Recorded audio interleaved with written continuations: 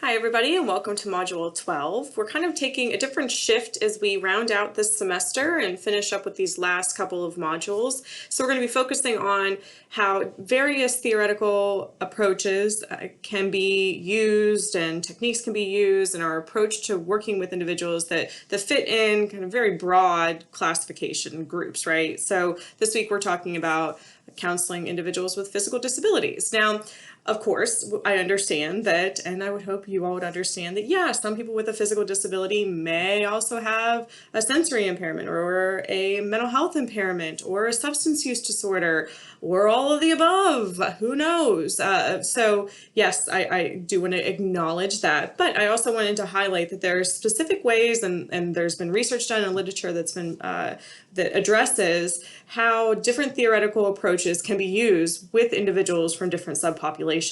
And I think it is important to highlight that because remember, as we, as we learn about the theoretical orientation, some of them did stem from working specifically with one group of individuals. Other theoretical orientations and approaches really kind of normed again on the white male. And so when we're thinking about what that might look like for somebody that has a physical disability, like for this week, it is a little bit nuanced. And so I think it's important to highlight the work that's been done out there by rehab counselors, mental health counselors, and the like, that speaks to how to work with individuals in these different subgroups. So there are a couple, before I get into the actual PowerPoint presentation here, but just to get into the additional readings that I have for you this week, the one that I think I like the most out of all I know we're out of the textbook here, right? So we're kind of just moving right along to me providing a lot of supplemental reading. But the application of personality theories and counseling strategies to clients with physical disabilities is a longer article. I get that. It is an old article, I get that, but I think it's really useful for you to see how Gestalt could be used with a client who has a physical disability,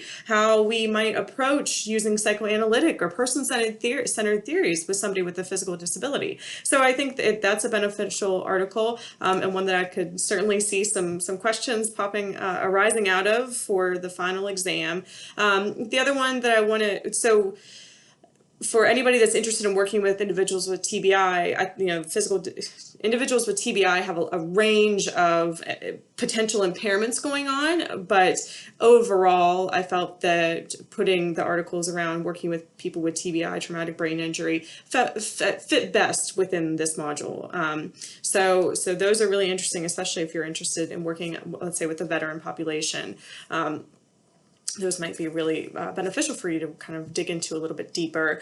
And then finally, the disability-related counseling competencies. So the American Rehabilitation Counseling Association, or ARCA, actually released these counseling competencies within a year ago. Well, I guess now we're a little over a year, but so really relatively new that ARCA and the task force members took some time to actually go through and think about, what are the actual competencies that we expect that counselors have when they're working with somebody that has a disability? And it's important that these were published and made available to everybody, because if you think about the other types of counseling competencies that we have and that have been adopted by different groups like the American Counseling Association, we have social justice related competencies, we have multicultural competencies, and so why would we not have disability related counseling competencies? So I think it was an important publication that was more recently released that really reviews, what a counselor should be knowledgeable about, what approaches a counselor should be using, how to address any kind of bias or values or judgments or predispositions that they might have before working with somebody with a disability. So all of that is very useful. So those are two important documents I just wanted to highlight before I got into the actual lecture this week. So what you'll notice in these upcoming weeks is the lectures really aren't terribly lengthy, and I kind of follow the same format for each one of them. So the first thing that I just kind of wanted to put out there, what I mean when I say physical disabilities, what types of disabilities might fall under that category. So these are, individuals that might use any type of mobility aid, whether it be a walker or wheelchair or scooter, whatever it might be, that kind of, crosses all the different lines. Individuals with conditions like muscular dystrophy, CP, MS, any kind of amputation, certainly, TBI, chronic pain, diabetes, any kind of cumulative trauma disorder that can fit into this category as well. When it comes to different theories and how we might apply theories, right? So addressing adjustment, the literature is kind of split about this, right? So, and I talk about this, I think, in the next slide, but it's kind of like a common misconception that everybody that acquires a disability at some point in their life has to go through this mourning or grieving period, right? That they have to process the way that their new normal is, right? They have to say goodbye to the person they were before and learn how to adapt in all these new ways. And part of that means that there might be a sadness that comes out before they actually reach the accepting part of it, right? So, some people have kind of even likened it to the stages of grief. Now, yes, that does happen for individuals that have acquired a disability at some point in their lives, rather than those that might be born with a physical disability, or could actually happen for those that were born with a physical disability and then at different stages in their life may have to figure out a new way to adjust to that. But again, that doesn't necessarily happen for everybody, and it certainly looks different for everybody. Now, for those clients that you might be working with that are needing to go through that process of adjusting, or kind of going through those stages to reach that point of, being aware of who they now are and what that means for their life. Techniques like somatopsychology and motivational interviewing can be really useful. If somebody has maladaptive patterns of thought, obviously some of the CBT techniques and tools could be really useful, using REBT for that client, getting them to address the situations that happen, the thoughts that happen in that moment, really analyzing what those thoughts mean, catastrophizing things, overthinking, defense mechanisms, all of that, and then adjusting kind of the way that they might think about a situation the next time that they're in it. When it comes to vocational counseling, of course, this is where voc rehab counselors come in and provide these services to individuals with disabilities, physical disabilities. But the solution focus, the brief counseling, things that happen real quick. We have a short turnaround time in the voc rehab world, and so it may be that a counselor within the voc rehab system doesn't have a full 50 minutes to do a dedicated, person-centered counseling session. And so it may be that the solution-focused approaches or the positive psychology and the way that positive psychology breaks down, what the first session, third session, 12th session look like, that could be really beneficial for somebody working in that setting.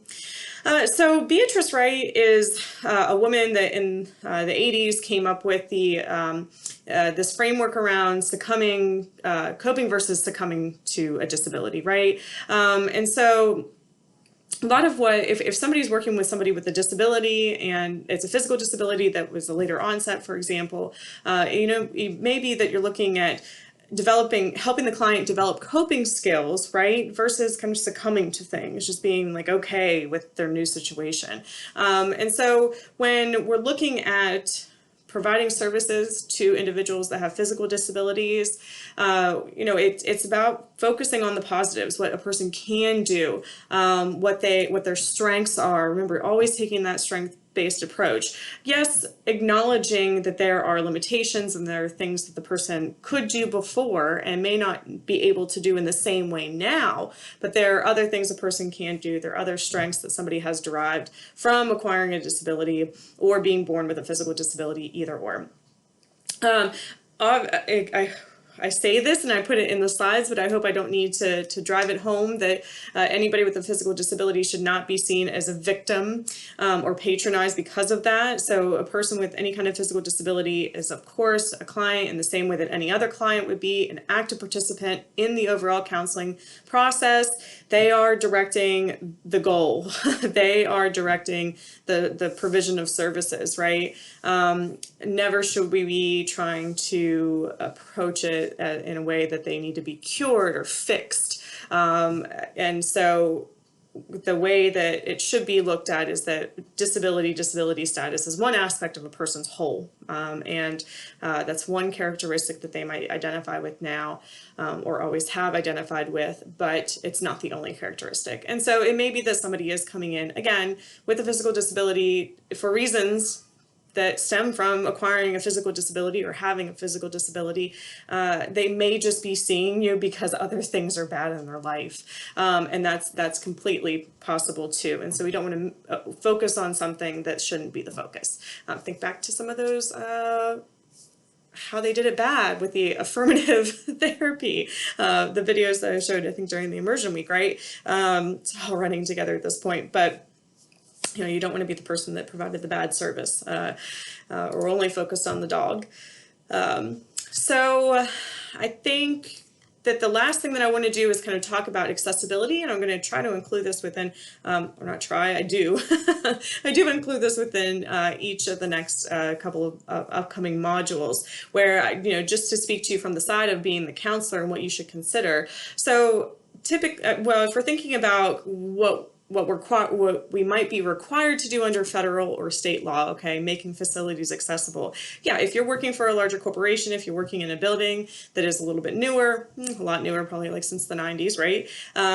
It is likely that building is accessible, right? Somebody with a physical disability should be able to wheel up to the door, or push a button, have the automatic door open for them, should be able to access your office. Restroom facilities should be wide enough and have enough space to traverse. It may be that you are working in private practice and working in like a Victorian home that's been converted, and wow, the client wants to come and see you, but they physically can't access the building, right? So physical access to a building is something that needs to be considered. You need to consider not only can they access your building, because I've been in counseling offices where the building itself was accessible, but the counselor's office was not accessible. So yay, the person might be able to get into the facility and wait in the lobby, but then that's it. So, one of the things that has been consistent over time in terms of what the statistics show are that individuals with physical disabilities are largely not seen in counseling, okay? And it a lot of the times does have something to do with accessibility. People need to be able to have a way to get to the facility, number one, so transportation can be a barrier. Can the client get to the appointment? Physical access can be a barrier. Can they get in the building? If so, can they get to the office? If so, what about when they're in the office? Do you have enough space in your office to accommodate somebody that's using a mobility device? If not, can you make that space? How can you rearrange things if you need to? If you can't, then what other alternatives do you have? And now we've just been plummeted into the deep end of the telemental health counseling world. And so at the very least, I think people are understanding that it's possible to do virtual counseling. When it comes to documentation, if somebody has a physical disability, it may be that you have to consider alternative ways to provide documents, whether it be electronically, so they can use some type of assistive technology to access forms and complete them if they're not able to write or hold a pen or grip or pinch or whatever it is. So you might need to provide forms prior to the initial setting. It may be that they need to be completed in an alternative format, so if somebody can't physically write at all, are they able to just give you the information and you write it down? And again, if you're completing it on behalf of a client, so if somebody is not able to write or type, and let's say you don't know this until they come into your office, which is fine, that could happen as well. If you're completing any kind of form on behalf of the client, you should always give them the opportunity and the time to review the information to make sure that it's all accurate before basically kind of signing off on it, right?